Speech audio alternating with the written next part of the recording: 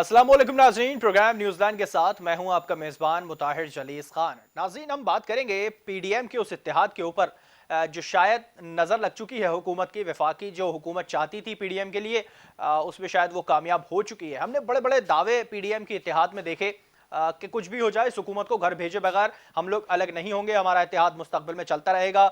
मगर मुस्तकबिल तो छोड़ें, हम माजी की भी बात नहीं कर रहे। हम हाल में ही हमने जो सूरत हाल देखी है पीडीएम की, अब वो कुछ ज़्यादा ही ख़तरनाक होती जा रही है। इख्तलाफात जो मज़ीद शदीद होते जा रहे हैं, आपस में लड़ाइयाँ होती जा रही हैं। नोटिस जो कि पीपल्स पार्टी कहती है कि नोटिस का तो कोई जवाज़ ही नहीं है पीडीएम के अंदर, ये इत्तेहाद था, हमारा सियासी इत्तेहाद था, इसमें तो शोकाज नोटिस देने का कोई जवाज़ ही नहीं है। मगर दूसरी जानिब मौलाना फजल रहमान साहब इस बात की वजाहत देते हैं कि ये वजाहत तलबी का एक छोटा सा नोटिस था, कुछ इस पर बात कर लेते आके तो हम मान जाते। और उन्होंने अभी भी एक रास्ता खोल के रखा हुआ है कि पीपल्स पार्टी और एएनपी चाहे तो आके अपनी वजाहत या अपनी बात जो है वो कर सकते हैं, इस पर मजीद हम गौर कर सकते हैं। मगर आज होने वाला एक इजलास पीडीएम का, जिसमें एक बहुत बड़ा सवालिया निशान पीपल्स पार्टी, एएनपी और पूरी पीडीएम के इत्तेहाद के लिए देखा जा सकता है, जिसमें पीपल्स पार्टी और एएनपी को दावत नहीं दी गई। अब सवाल यह पैदा होता है कि पीपल्स पार्टी और एएनपी से जब इत्तेहाद की बात हो रही है तो दूसरी जानिब उन्हें इजलास में मदो नहीं किया जाता। नून लीग इल्जामात की बौछार कर रही है, दूसरी जानिब पीपल्स पार्टी भी अपने सख्त जुमलों के साथ सामने नजर आ रही है। अब देखना यह कि मुस्तकबिल में खान साहब के लिए ये पीडीएम क्या परेशानी का बाइस बनेगी या आपस में ही इनका इत्तेहाद टूटता हुआ नजर आएगा। इसी पे बात करेंगे। हमारे साथ स्टूडियो में गेस्ट मौजूद हैं, उन सबका तारुफ करा दें। सबसे पहले हमारे साथ स्टूडियो में गेस्ट मौजूद हैं, वीर जी कोहली साहब हैं, मुआविन खुसूसी वज़ीर आला सिंध हैं, आपको खुशामदीद कहते हैं। इसी के साथ हमारे साथ टेलीफोन लाइन पे मौजूद हैं समीना मतलूब साहब हैं, जो कि एमएनए हैं, पाकिस्तान मुस्लिम लीग नून से उनका ताल्लुक है। आपको भी खुशामदीद कहते हैं समीना साहबा। सबसे पहले मैं आपकी की तरफ आऊंगा समीना साहबा। नून लीग से वजाहत जो है वो नहीं मांगी जाती है किसी चीज़ पे, पीपल्स पार्टी का ऐसा कहना है, और पीपल्स पार्टी को वजाहती जो नोटिस है वो दिया गया है इज़हार वजू का, और ख़ासतौर पे बहुत सारे उस पर अब नाम दिए जा रहे हैं। उस नोटिस को किस तरह से क्लियरिफाई करेगी पीडीएम के प्लेटफॉर्म से, या मुस्लिम लीग नून अपने ही प्लेटफॉर्म से इस चीज़ को क्लियर कर रही है? देखिए जी, इन्हें मुस्लिम लीग नून से तो इतराज होना ही नहीं चाहिए था, क्योंकि ये पीडीएम की तरफ से इनको नोटिस अगर मसूल हुआ तो पीडीएम की तरफ से हुआ।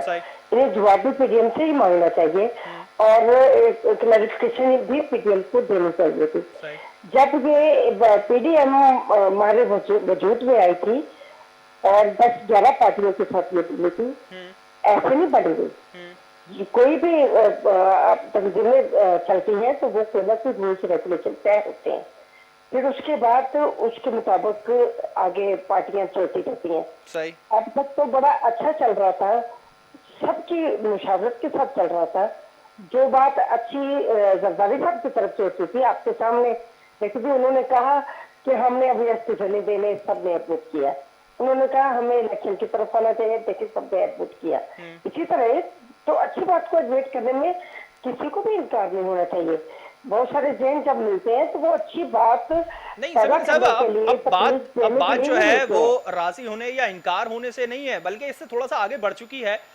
मुस्लिम लीग नून से शाहिद फातन अब्बासी ये बात कह रहे हैं कि जो हमारे इत्तेहाद से तक आने देना, मुझे आपके पॉइंट तक तो आने दे। चलिए आप कहिए। उसमें फिर ये हुआ, देखिए जी, तलख बातें क्यों, सवाल तो यही था ना कि ये तलखी क्यों पैदा हुई और मुस्लिम लीग नून पे ही क्यों इल्जाम आ रहा है। ये मुस्लिम लीग नून से अकेले से नहीं आना चाहिए था, ये पूरे पीडीएम पे ये इतराज करते तो करते, क्योंकि ये पीडीएम का हिस्सा थे, मुस्लिम लीग नून का हिस्सा नहीं थे।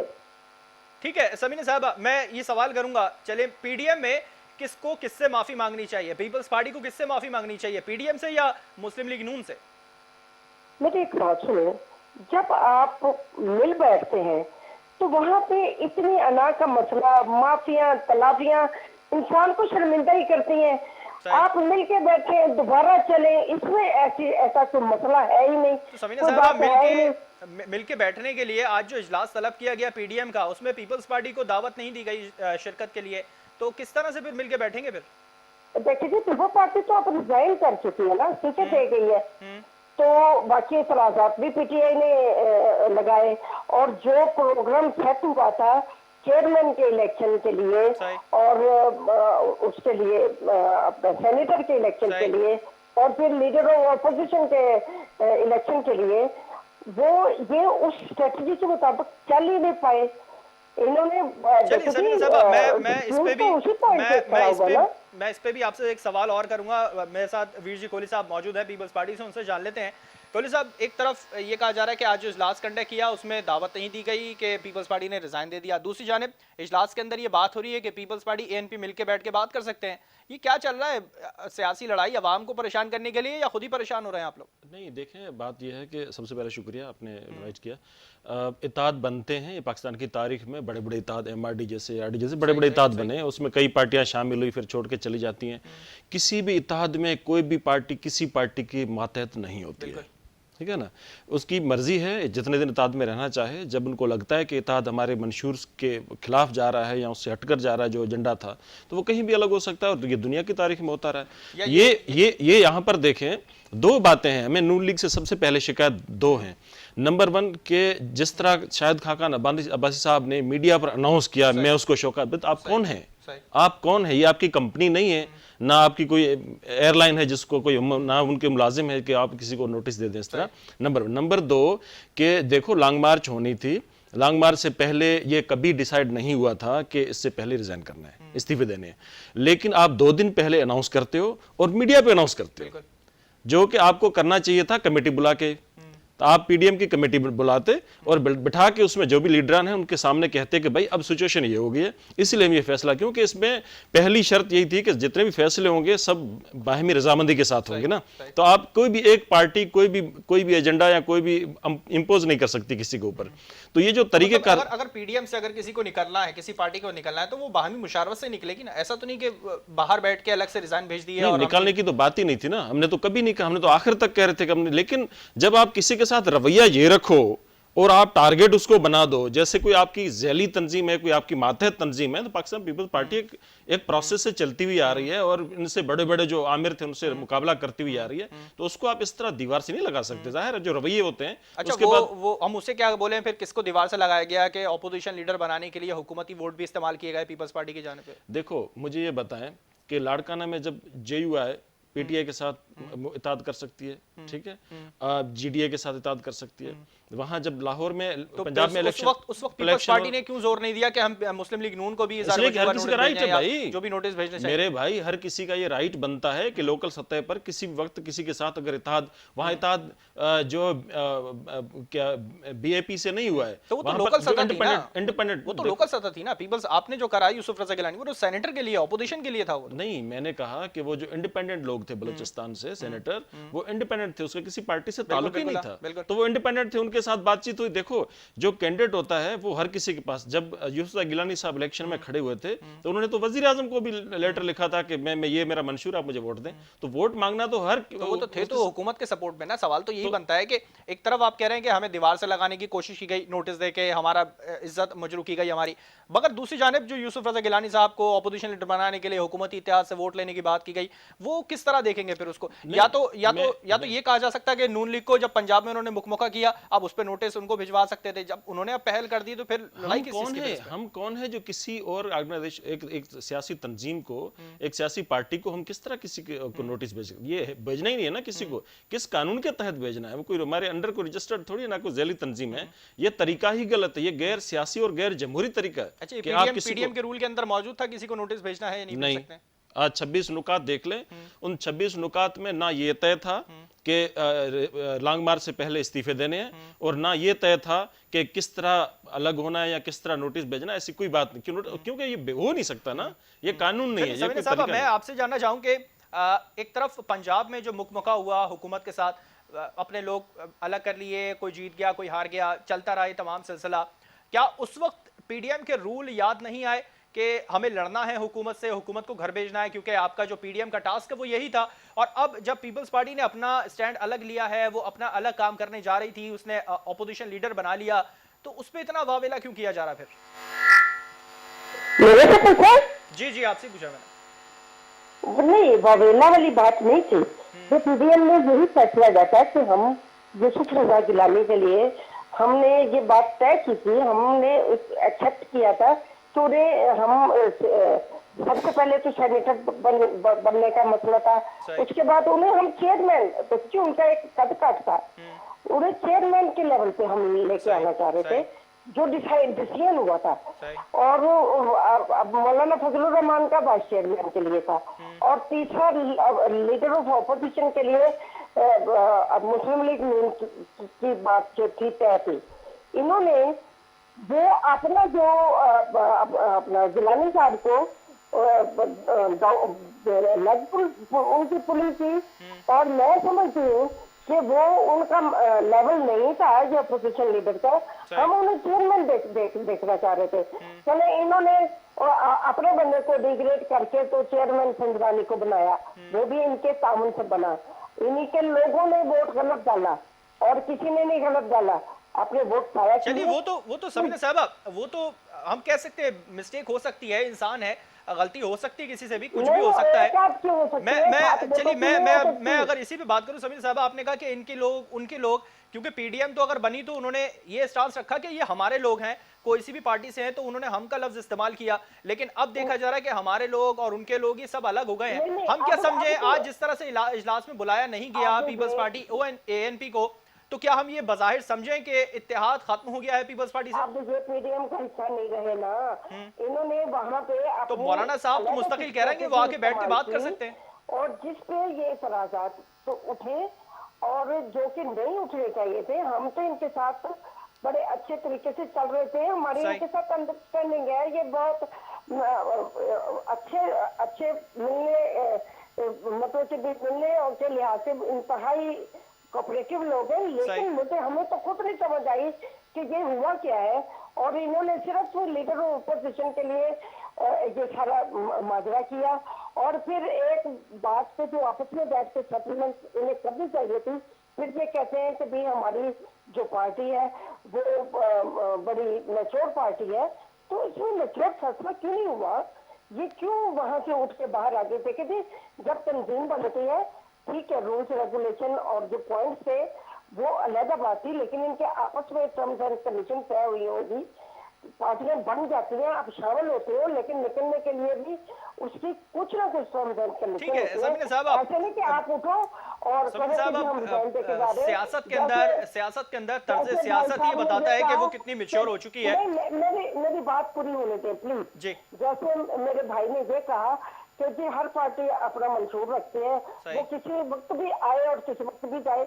ऐसे तो जनरल का कानून तो नहीं होता, कोई भी काम शुरू करने से पहले उसके रूल्स रेगुलेशन तय किए जाते हैं, ऐसे नहीं होता। अच्छा चले, मैं इस पे सवाल करना चाह रहा हूँ कि जिस तरह आपने कहा कि एक मैच्योरिटी होनी चाहिए, तर्ज सियासत से सियासत के अंदर पॉलिटिकल पार्टी की मैच्योरिटी नजर आती है, तो क्या हम अब समझ सकते हैं कि मुस्लिम लीग नून की भी मैच्योरिटी होगी मौलाना फजलुर रहमान के साथ, और इसी तरह इत्तेहाद चलता रहेगा, या कुछ वक्त में जाके जब मुस्लिम लीग नून का अपना टास्क पूरा हो जाएगा तो वो भी अलग हो जाएंगे?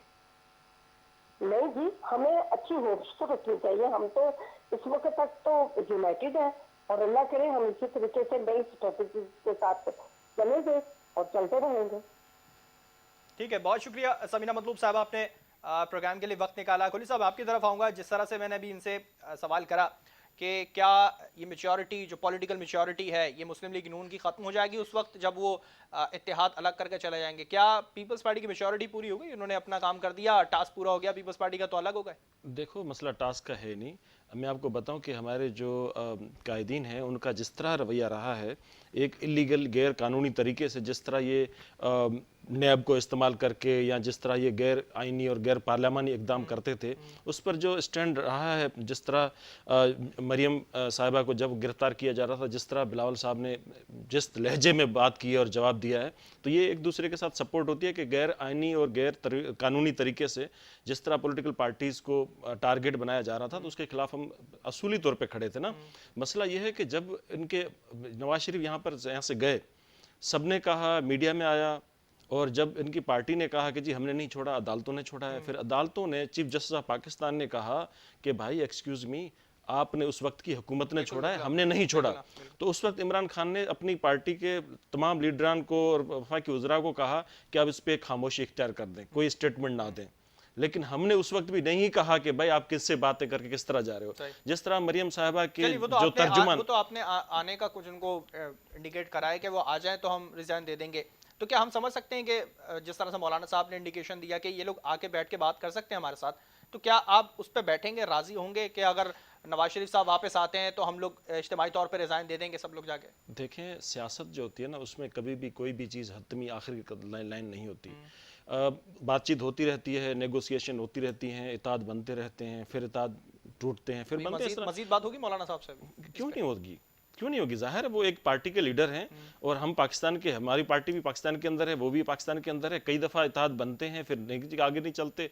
जाहिर है जो पॉलिटिकल पार्टीज़ हैं, जो असूलों के बुनियाद पर जो एकदम देखो, जो इत्तेहाद बनते हैं ना, वो किसी खास एजेंडा पे बनते हैं, वरना तो उनकी अपनी अपना मंशूर है, हमारा अपना मंशूर है। सियासी तौर पे तो जाहिर है महंगी नहीं है, लेकिन क्योंकि एक खास एजेंडा पर इत्तेहाद बनते हैं और वो एजेंडा जब तक चल रही होते हैं एक साथ। चलिए, नहीं आपका एजेंडा तो अभी बाकी है ना कि हुकूमत को घर भेजने का। इस पे मैं एक सवाल और करूंगा। यकीनी तौर पे जो सूरत हाल क्रिएट हो चुकी है कि क्या जैसे पीपल्स पार्टी अगर रिजाइन दे दिया उसने पीडीएम से, तो क्या वो अकेले रह के हुकूमत को टफ टाइम दे देगी? क्योंकि मौलाना साहब अभी भी पीपल्स पार्टी को बनाने के लिए लगे हुए हैं। शायद मे बी पॉसिबल ये हो सकता है कि वो थोड़े से डरे हुए हैं कि मैं किस तरह से हुकूमत को टफ टाइम दूंगा। ये दो चार ऐसे सवाल हैं जो अभी भी शायद जहन में चुभते हुए रहेंगे। इस पर बात करेंगे ब्रेक के बाद। हमारे साथ रहेगा।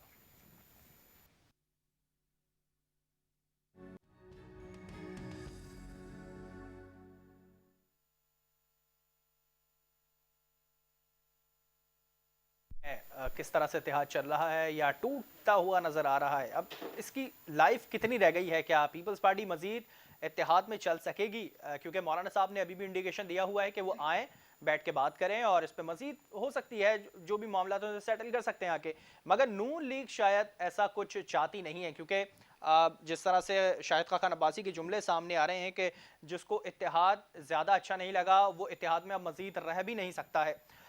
किस तरह से तमाम चीज़ें तहरीके इंसाफ देख रही है? क्या इन तमाम चीज़ों को संजीदा लिया जा रहा है या वाकई वो पुरमुतमईन हो चुके हैं और यकीनी तौर पे वो अपने काम कर रहे हैं? तमाम जिस तरह से खान साहब रिलैक्स हो गए, उन्होंने अपने काम शुरू कर दिए हैं। इसमें मजीद बात करते हैं। हमारे साथ टेलीफोन लाइन पे मौजूद हैं अदील अहमद हैं, MP है पाकिस्तान तहरीक इंसाफ से उनका ताल्लुक है। अदील, बहुत शुक्रिया प्रोग्राम के लिए वक्त निकाला। क्या कहेंगे, किस तरह से देख रहे हैं PDM के इत्तेहाद को? जो चाहती थी हुकूमत वो शायद अब होता जा रहा है, क्या कहेंगे? अदील, आवाज आ रही है आपको हमारी? तो गालिबन तक अदील, आपको हमारी आवाज आ रही है? जी आ रही है। अदील, मैं जानना चाहूंगा, सबसे पहले तो बहुत शुक्रिया आपने प्रोग्राम के लिए वक्त निकाला। क्या कहेंगे PDM के इत्तेहाद के हवाले से जो शायद अब रेजा रेजा होता नजर आ रहा है? पीपल्स पार्टी तो अलग हो गई है, किस तरह से देख रहे हैं आप इस चीज को? बिस्मिल्लाहिर्रहमानिर्रहीम, बहुत शुक्रिया आपने अपने प्रोग्राम में मौका दिया जी। देखें, PDM इत्तेहाद के बारे में मेरा आज भी वही मौक़िफ़ है जो मेरा डे 1 से था। अगर मेरे पुराने जो भी शोज़ के अंदर मेरी इस पर राय थी उसको दोबारा से रिवाइंड करके देखा जाए तो डे 1 से, पहले दिन से मैं ये कह रहा हूँ कि ये PDM का इत्तेहाद जो है ये चूचू का मुरब्बा है और ये मिक्स अचार। इसका ना कोई एजेंडा है, ना इनका कोई मकसद है, ना इनका कोई इशू ऐसा है कि जो अवामी इशू हो, ये अवाम के लिए कोई जद्दोजहद कर रहे हो। ये ज़ाती मफादात के तहत एक प्रेशर ग्रुप बनाकर हुकूमत को ब्लैकमेल करने की कोशिश की जा रही थी और ऐसे ब्लैकमेलर ग्रुप्स का, ऐसे प्रेशर ग्रुप्स का, ऐसे ज़ाती मफादात पर मुनहसर प्रेशर का नतीजा यही निकलता है, उसका यही नतीजा निकलता है कि उसका शिराजा बिखरना जो है वो तय होता है। तो आज PDM के साथ वही हो रहा है जो पहले दिन से मैं प्रेडिक्ट कर रहा था कि ये हुकूमत के लिए किसी किस्म का कोई खतरा नहीं है। ये हुकूमत से को प्रेशर डालकर जो है अपने केसेस में खतरा तो नहीं, लेकिन थोड़ा टफ टाइम कह सकते हैं हम कि हुकूमत को टफ टाइम दे सकते हैं के लिए जो है वो टैक्टिक्स इस्तेमाल कर रहे हैं जो कि रायगां जानी थी। क्योंकि देखें, तहरीकें वही कामयाब होती हैं जो जिन तहरीकों की बुनियाद जो है वो अवामी इश्यूज के ऊपर हो। तहरीकें वही कामयाब होती हैं जिन तहरीकों के अंदर अवाम के साथ उसका एक राब्ता कायम हो। वो तहरीकें कायम होती हैं कि जब अवाम आपको दिल से सपोर्ट करती है। इस तरह की तहरीकें या इस तरह की ब्लैकमेलिंग, इस तरह की प्रेशर ग्रुप्स जो है वो कभी भी कामयाब नहीं होते। तो आज इनके साथ यही हो रहा है। ठीक है अदील, मैं यही जानना चाहूँगा, जिस तरह से एक तो आपने प्रेशर ग्रुप का नाम लिया, एक उस पर सवाल उस पर मैं करूँगा, लेकिन इससे पहले मैं जानना चाहूँगा क्या हुकूमत वाकई पहले परेशान थी? यकीनी तौर पे आप कह रहे थे चूचू का मुरब्बा है वो ख़त्म हो जाएगा, वो शायद अब कुछ हल्का फुल्का नजर आता हुआ दिखाई दे रहा है। तो इससे क्या हुकूमत टफ टाइम देख रही थी पीडीएम की शक्ल में, या जिस तरह से पीपल्स पार्टी अलग हुई है तो पीपल्स पार्टी एएनपी मिलकर हुकूमत को टफ टाइम देती हुई दिखाई दें? और दूसरा सवाल ये था कि जिस तरह से आपने प्रेशर ग्रुप की बात करी, क्या जहांगीर तरीन पीटीआई के अंदर कोई प्रेशर ग्रुप बना रहे हैं? देखिए, जहाँ तक आपके पहले सवाल का ताल्लुक है, जी। हुकूमत ना पहले कभी इस पीडीएम से परेशान थी और ना अभी परेशान है, और ना आइंदा आने वाले वक्त में इनकी तरफ से इस ऑपोजिशन की तरफ से कोई खतरा है हुकूमत को। ये ऑपोजिशन पाकिस्तान की तारीख की सबसे नालायक, निकम्मी, निकट्ठू और सबसे ज्यादा मफाद परस्त ऑपोजिशन है। तो इसका ऐसे मफाद परस्त ऑपोजिशन का जो है वो हुकूमत को कभी कोई नुकसान नहीं होता। जहाँ तक आपका दूसरा सवाल है कि क्या जहांगीर तरीन साहब प्रेशर ग्रुप बनाएंगे पीटीआई के अंदर, तो मैं आने वाले वक्तों की प्रेडिक्शन तो नहीं कर सकता। आने वाले वक्तों का मुझे नहीं पता कि जहांगीर तरीन साहब वो कोई प्रेशर ग्रुप बनाने जा रहे हैं पीटीआई के अंदर।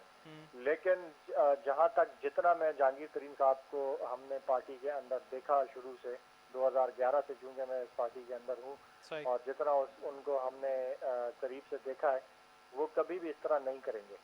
चलिए वो तो मुस्तकबिल जानेगा। अदील हमारे साथ स्टूडियो में वीडियो कोहली मौजूद हैं, उनसे भी इस बात पे थोड़ा सा रोशनी ले लेते हैं कि वो क्या कहते हैं। कोहली साहब, जिस तरह से मैं ब्रेक से पहले भी ये सवाल करना चाह रहा था कि क्या पीपल्स पार्टी एएनपी अलग होके हुकूमत को टफ टाइम दे सकेगी, क्योंकि पीडीएम की सूरत में हमने देखा था कुछ परेशानी हुई थी हुकूमत को, खान साहब थोड़े परेशान हुए थे। थोड़े परेशान नहीं हुए थे, मैं मेरे भाई है बहुत प्यारा आदिल, उसको बताऊं कि ये वही अपोजिशन की वजह थी जिसकी वजह से वजीर आजम पाकिस्तान को दोबारा एतमाद का वोट लेना पड़ा। ये वही अपोजिशन थी जिसकी वजह से सेनेट में इस्लामाबाद की सीट पे शिकस्त हुई और हफीज शेख को रिजाइन करनी पड़ी। ये वही अपोजिशन है। जितने भी बाय इलेक्शन है, अभी आप डस्का का भी है, ये सारा ये पीडीएम मिले जुली सारे था। तो ये सिंध के जो 2-3 सीटें थी, या फिर वहाँ के पीके के अंदर जो भी सीटें, तो ये देखो ये सारा वो जो अपोजिशन का था कि वो बौखलाहट जिस तरह शिकार थे ये, तो वो धुंध बुंद ये सारी जो चीजें आ रही थी, ये सारा उसी का नतीजा था। इत्तेहाद का प्रेशर था ना, वो जाहिर है जाहिर है, सिंगल पार्टी पीपल्स पार्टी का तो नहीं था वो। नहीं, मैं कह रहा हूँ इत्तेहाद, अपोजिशन की इत्तेहाद की बात कर रहा हूँ ना। लेकिन अभी जो मौजूदा सूरत हाल है, अब क्या समझते हैं, अब पीपल्स पार्टी क्या अलग होके ये प्रेशर दोबारा डेवलप कर सकती है? देखें, पीपल्स पार्टी जिस मौक़िफ़ पे पहले दिन खड़ी थी, वो जब पीडीएम में थी तब भी उसी मौक़िफ़ के साथ खड़ी है, जब नहीं है तो भी उसके साथ खड़ी है। यहाँ सिंध के अंदर जो बाय इलेक्शन में इनको बुरी तरह शिकस्त, जहाँ पर 1,02,000 वोट से शिकस्त इनको हुई है, वो जाहिर अकेली पीपल्स पार्टी, यहाँ पर पीडीएम का कोई नेटवर्क नहीं था।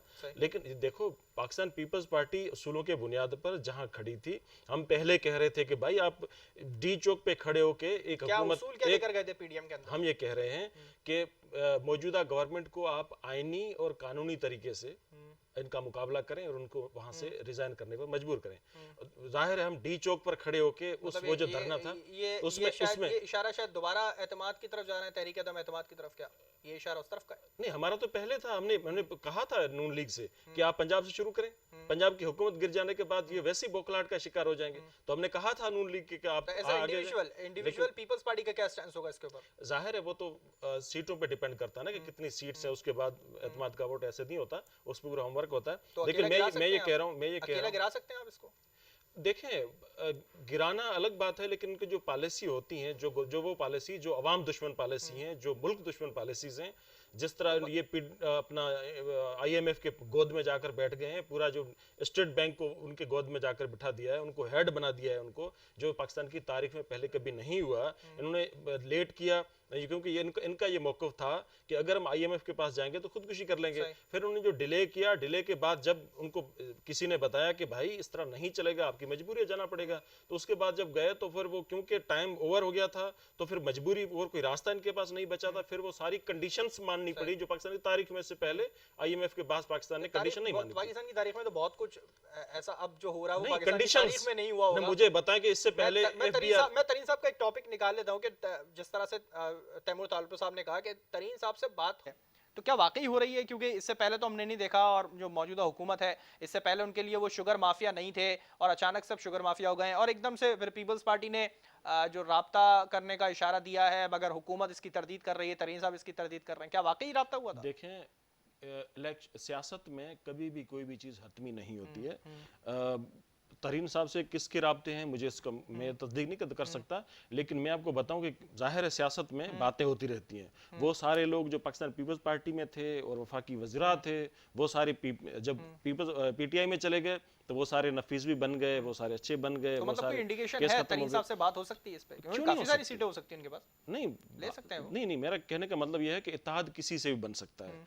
हम वो पीटीआई की तरह नहीं कहेंगे कि हम इसको, मैं किसी को चपड़ासी ना रखूं और वो आज वो होम मिनिस्टर हो, मैं कहूं कि भाई ये जो कातिल हैं, ये दहशतगर्द हैं, इसको हम, जो भी उन्होंने कहा था कराची में आपको याद है, इसलिए वो उसके बाद फिर नफीस बनना और फिर अच्छा, वफाकी वज़ीर आ नफीस जाना। साहब तो शायद गिलानी साहब का भी हमने कुछ ऐसा रवैया देखा, जब अपोजिशन वो फौरी सिलेक्ट हो गए तो उसके बाद उनका एक बयान सामने आया कि हम हुकूमत के साथ कुछ चीज़ों पे बैठ के बात कर सकते हैं। कौन सी ऐसी चीज़ें हो सकती हैं जो बात कर सकती है पीपल्स पार्टी? ये पहली दफा पाकिस्तान प्रेसिडेंट ने नहीं कहा, ये प्रेसिडेंट जरदारी साहब ने असेंबली के अंदर कहा था कि आपने हम पर केस दाखिल कर दिए, मोस्ट वेलकम, कोई बात नहीं, आप इन्वेस्टिगेशन करा लें, हमें जेल में डालना है, जो मर्जी करो, आओ मईशत के नाम पर एक हो जाएं, क्योंकि जो आपका रवैया है ये मईशत को तबाह कर देगा, और अगर मईशत तबाह होगी तो पाकिस्तान पे, तो इसीलिए तरीन साहब से बातचीत हो रही है। तो ये अभी की बात नहीं है, ये मैं उस वक्त की बात नहीं, कर रहा हूं जब अभी नए की नए बात केसेस कर रहा बने हूं। थे, मईशत अब जब बहुत नए ज्यादा केस खराब बने होती थे। नजर आ रही है। इसीलिए हम कह रहे हैं कि देखो, दो तीन ऐसी चीजें हैं, एक तो पाकिस्तान की रियासत के इदारे, तमाम इदारे, जुडिशरी हो, बाकी फोर्सेज हो, सारे जो भी इदारे, उन इदारों पर जब बात आएगी हम सबसे पहले खड़े होंगे, नंबर 1। नंबर 2 कि जहां पर अवामी मामला होगा, मईशत का मामला होगा, पाकिस्तान की सालिमत का मामला होगा, पाकिस्तान पीपल्स पार्टी सबसे पहले खड़ी होगी। हम मुखालफत हैं इनकी गवर्नमेंट की, मौजूदा वफाकी गवर्नमेंट की पॉलिसीज के और इनके रवैयों के और इनके गैर आइनी और गैर कानूनी अमल के। चलिए, वो तो यकीनी तौर पे वक्त के साथ साथ तमाम चीज़ें चेंज होती हैं। जो हमने पीडीएम का इत्तेहाद भी देख लिया, वो भी तरीन साहब के साथ जो हो रहा है वो भी। अदिल, मैं आपकी तरफ आऊँगा। तरीन साहब का टॉपिक निकला है तो उस पर ही थोड़ा सा बात कर लेते हैं कि वाकई क्या ऐसी खबरों में सदाकत है कि तरीन साहब खान साहब से मिलने के लिए ख़त लिख रहे हैं, और क्या वाकई उनको अब शुगर माफिया तस्वुर किया जा रहा है? क्योंकि इससे पहले तक तो वो नहीं थे, और पीपल्स पार्टी जो अपोजिशन जो मुस्तकिल इल्ज़ाम लगाती है कि उस वक्त वो शुगर माफिया नहीं थे जब उनका जहाज़ इस्तेमाल हो रहा था, उनके पैसों पर अय्याशियाँ हो रही थी। क्या वाकई इसमें सदाकत है?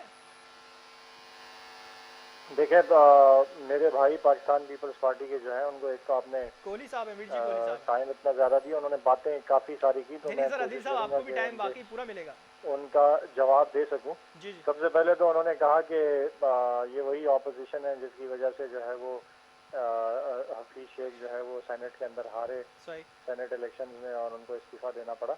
तो जी हाँ, ये वही ऑपोजिशन है जिनके कैंडिडेट ने खुलेआम पैसे चलाए, जिनके कैंडिडेट ने मेंबर्स को खरीदा, इसी ऑपोजिशन का जो कैंडिडेट था उन्होंने जमीरों का सौदा किया। ये वही ऑपोजिशन है कि जिनके सिंध के बड़े एक वजीर साहब, जो पता नहीं कितने कितने महकमों के वजीर हैं और अभी भी कितने महकमों के वजीर हैं, उनकी एक टेलीफोन कॉल जो है वो माशाल्लाह से कह रहे हैं कि सिंध में आपको प्रोजेक्ट्स हम देंगे, और उन प्रोजेक्ट्स में आपको पता है कि 50% कमीशन जो है वो आपका ही होगा।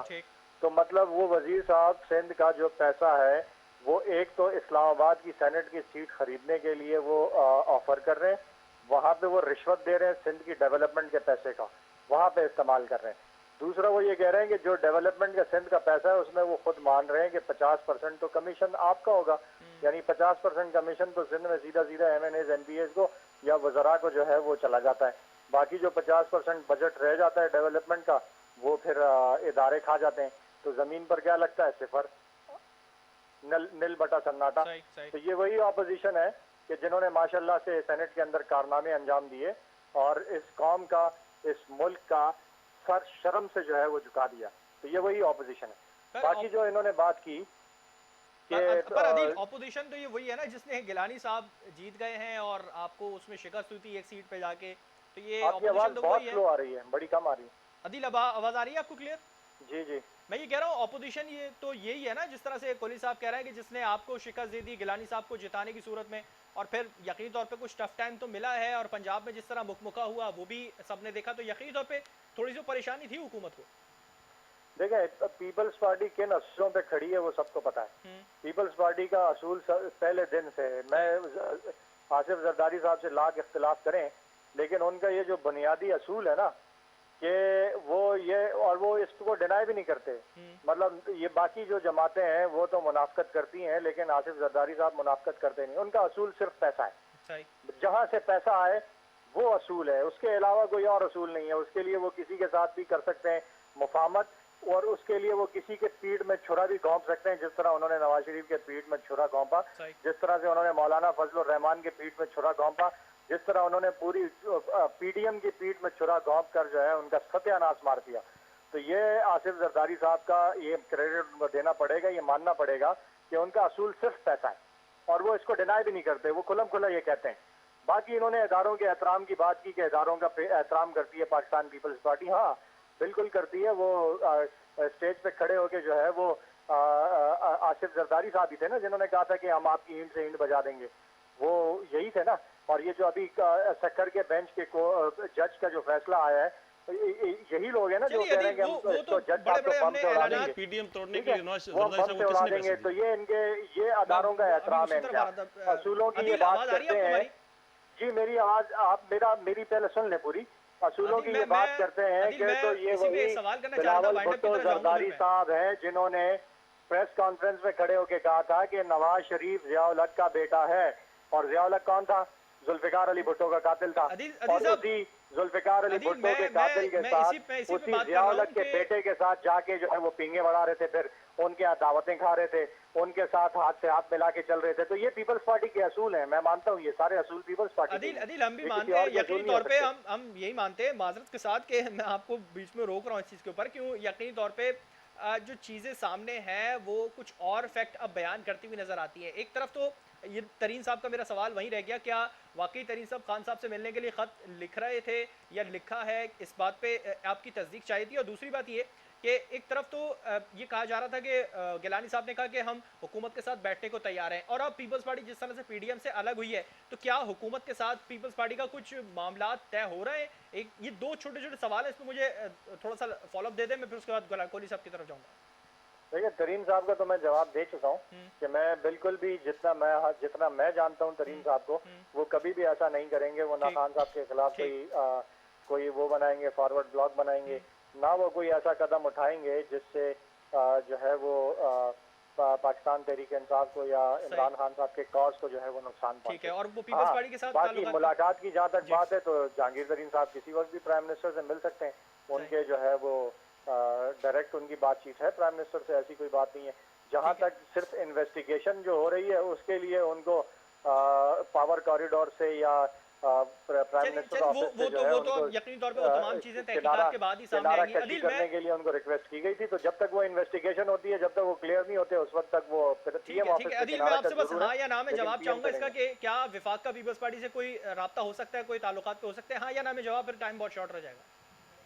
वो पीपल्स पार्टी से क्या, हमारे तो सिंध लेवल पे है ना। हमने जो इतना बड़ा डेवलपमेंट का बजट दिया सिंध को, हमने जो इतना बड़ा डेवलपमेंट बजट कराची को दिया, जिसपे मुसलसल काम हो रहा है, तेजी से काम हो रहा है, तो वो बगैर राब्तों के तो नहीं हो सकते। बगैर राब्तों के तो हो नहीं हो सकता। सिंध में हुकूमत है, वफाक में पीटीआई की हुकूमत है, तो हुकूमतों के माबैन तो राब्ते होते हैं। ये राब्ते मुनक़ता थोड़ी होते हैं। चलिए मैं इस तरक्याती ग्राउंड रियलिटी नहीं, मैं इत्तेहाद की बात कर रहा था। जिस तरह से पीपल्स पार्टी और पीडीएम से अलग हुई है, तो क्या विफाक के साथ कोई राब्ता हो सकता है? सवाल नहीं पैदा होता पीपल्स पार्टी के साथ तहरीक इंसाफ। बहुत शुक्रिया अदिल, आपने प्रोग्राम के लिए वक्त निकाला, आपका बहुत शुक्रिया। कोहली साहब, आखिर में मैं बस इसका ही समअप करूंगा कि क्या अब पीपल्स पार्टी पीडीएम के साथ रहेगी या हुकूमत के साथ कुछ बात हो सकती है? देखो, सबसे पहले तो ये कि सियासत में मैंने पहले कहा कि किसी वक्त कभी भी किसी से बात हो सकती है, लेकिन उसूलों के बुनियाद पर ना, ऐसी बात नहीं हो सकती। पीपल्स पार्टी तैयार है करने के लिए, हो सकती है कुछ? नहीं, मैंने कहा, मैं पीपल्स पार्टी की बात नहीं, मैं जनरल बात कर रहा हूँ कि सियासत में कभी भी किसी के साथ ताल बन सकते हैं। लेकिन मुझे क्योंकि ये जो है ना, वो पॉलिसी का जो मैटर है, ये पार्टी की पॉलिसी जाहिर है वो सीनियर क़यादत तय करती है। लेकिन मैं आपको बताऊं कि असूलों की बुनियाद और असूलों की बात, और अपोजिशन में जब थे तो क्या कहा था, ये कम से कम पीटीआई वाले ना सिखाएं किसी को। चलिए, क्योंकि मैं देखो, किसी को ना सिखाए तो ज्यादा अच्छा है। कोहली साहब, बहुत शुक्रिया, आपने प्रोग्राम के लिए वक्त निकाला, और माजरत के आपको बहुत शॉर्ट टाइम मिल सका है बात करने के लिए। और यकीनी तौर पे जो चीजें हैं, जो सवालात हैं, वो यकीनी तौर पे जहन में चुभते हुए नजर आते हैं। आने वाले वक्त में ये पता लगेगा कि पीपल्स पार्टी जो इत्तेहाद से अलग हुई है, क्या दोबारा से मौलाना साहब के साथ कुछ बात हो सकती है इसके ऊपर, या जिस तरह से गिलानी साहब ने हुकूमत को एक छोटा सा निशान दिया था कि हम राब्ता कर सकते हैं, बात कर सकते हैं, तो क्या हुकूमत के साथ पीपल्स पार्टी का कोई राब्ता हो सकता है? शायद आने वाले वक्त में इस चीज पे ज्यादा असर अंदाज होती हुई कुछ चीजें शायद पीडीएम को या ऑपोजिशन को इफेक्ट करती हुई शायद नजर आ सकती हैं। इसी के साथ प्रोग्राम का वक्त खत्म हुआ। मुझे और मेरी पूरी टीम को दीजिए इजाजत। अल्लाह हाफिज।